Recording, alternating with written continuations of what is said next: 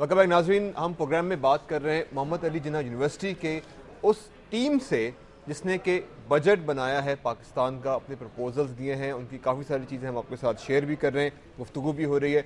Break पे जाने से पहले हम बात कर रहे थे एजुकेशन के हवाले से, और अब हम थोड़ी सी बात करेंगे जो हमारी GDP की ग्रोथ है। डॉक्टर साहब आपकी तरफ आता हूँ, और पहला जो कंपैरिजन होगा जो सामने आएगा वो आएगा जो खित्ते के ममालिक हैं उनसे, क्योंकि उनकी और हमारी तकरीबन मैक्रो इकनॉमिक जो सूरत हाल है एक जैसी है।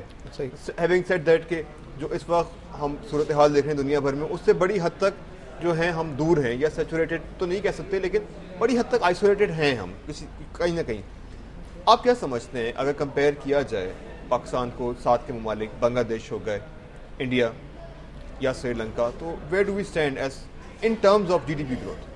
GDP ग्रोथ रेट के हवाले से अगर आप देखें तो इस रीजन के अंदर इंडिया का ग्रोथ रेट मैक्सिमम है, दैट इज़ 7% प्लस। बाकी तकरीबन तमाम कंट्रीज़ एक ही रेंज के अंदर जो है वो मौजूद हैं, 3 to 4%। लेकिन इसमें एक बात नोट करने वाली है, पाकिस्तान की इस स्पेसिफिक रीजन के हवाले से यूनिक पोजीशन है। पाकिस्तान जिस वार ऑन टेररिज्म से गुजर रहा है, तो उसकी वजह से हमारा जो ग्रोथ रेट है वो इस फैक्टर की वजह से सिग्निफिकेंटली इफेक्ट होता है। आपकी फॉरेन डायरेक्ट इन्वेस्टमेंट के हवाले से इसमें रिजर्वेशन लोगों की हैं, जिसकी वजह से शायद जैसे इंडिया में या दूसरे कंट्रीज़ के अंदर FDI नज़र आती है, वो यहाँ पे नज़र नहीं आती। अगर आप स्पेशली हेरिटेज फाउंडेशन का लास्ट टाइम का इकनॉमिक फ्रीडम के हवाले से सर्वे देखें तो उसमें आप देखेंगे कि लास्ट 10 ईयर्स के दौरान पाकिस्तान में इकनॉमिक फ्रीडम इंडेक्स में भी कोई बड़ी चेंज नहीं आई। इसका मतलब है कि इन्वेस्टर फ्रेंडली पॉलिसीज़ वगैरह भी अडाप्ट नहीं की गई। वो 56 से 59 के दरमियान ओवर द ईयर चेंज होता रहा है। सिमिलरली फिर रिसेंट ट्रांसपेरेंसी इंटरनेशनल के हवाले से जो CPI गवर्नेंस के इश्यूज, एक छोटा सा मैं आपको एक इंटरप्ट करके बात बताऊं कि हमारे दोस्त हैं मुझे कहते हैं कि हमारे बजट के अंदर 3 कॉलम होने चाहिए।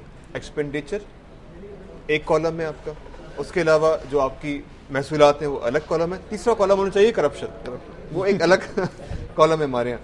तो प्लीज़ कंटिन्यू कीजिएगा। इस हवाले से जो है एक जो आप पाकिस्तान का जो एक्चुअल पोटेंशियल है वो आप जो एक्सप्लॉइट नहीं कर पा रहे, और इसमें अगर आप देखें तो बाकी जो एलिमेंट्स हैं, एनर्जी क्राइसिस का जो है पाकिस्तान फेस कर रहा है, जो शायद इंडिया में वैसे सूरत हाल नहीं है। तो हम अपने पोटेंशियल को फुली यूटिलाइज नहीं कर पा रहे। नॉर्थ की तरफ चलते हैं। और साहब अगर मैं आपसे सवाल करूं कि इंडिया की पॉपुलेशन बहुत ज़्यादा है हमारे मुकाबले में, और ज़ाहिर है बेस इफेक्ट भी बड़ा है, क्योंकि अगर पिछले साल से कंपेयर करें, उसके बावजूद भी उन्होंने 7.2% पोस्ट की है, जबकि हम 2% पोस्ट करने के बाद अब हमने 4.1% आज जो पोस्ट की है। How do you compare these two countries specially?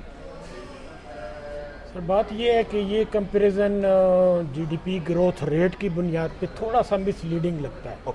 मैं चूँकि इकानमिस्ट हूँ, इन्फ्लेशन की स्टडी भी हम लोग करते हैं, क्या उनकी परचेजिंग पावर बेहतर है हमसे, तो फिर तो हम कंपेयर नहीं कर पाएंगे। दोनों की परचेजिंग पावर बराबर है तो फिर कंपेयर आप कर लें। ठीक है। तो बहुत सारे इसमें आप ये समझते हैं, बहुत सारे इसमें एलिमेंट होते हैं, ज़बर को भी गुफ्तगू में शामिल करते हैं। इंटरेस्ट रेट एक अलग चीज़ है, आपका GDP शायद हाँ सही कह रहे हैं, मिसलीडिंग हो सकता है। आपके रिसोर्सेज कितने हैं, एक्सटर्नल रिसीट्स कितनी है, एक्सपोर्ट्स आपकी कितनी है, प्रोडक्ट्स आपकी कितनी है। चलिए हम सिर्फ तरक्की के हवाले से बात कर लें, माशी तरक्की के हवाले से बात कर लें। दे आर एक्चुअली नंबर्स के हट के they do a little better than us. हम कहाँ लैग कर रहे हैं? सर एक तो उनका जो रुपया है वो स्टेबल है 1.7%। यस, वो 1 रुपये से कम था हमसे, वो ऊपर जा चुके ठीक है। ये जाहिर कर रहा है, रिफ्लेक्ट कर रहा है कि उनकी इकानमी इन टोटलिटी बेहतर है। मैं थोड़ा सा एक दो सॉल्यूशन की तरफ आऊँगा, या please. जो प्रॉब्लम की तरफ, जो बेसिकली यहाँ जो वर्स होता जा रहा है प्रॉब्लम, जो हमारा बेसिक प्रॉब्लम है वो ये है कि हम जो है वो कार्टेलिज्म की तरफ जा रहे हैं, बल्कि जा चुके हैं पिछले 10 साल में।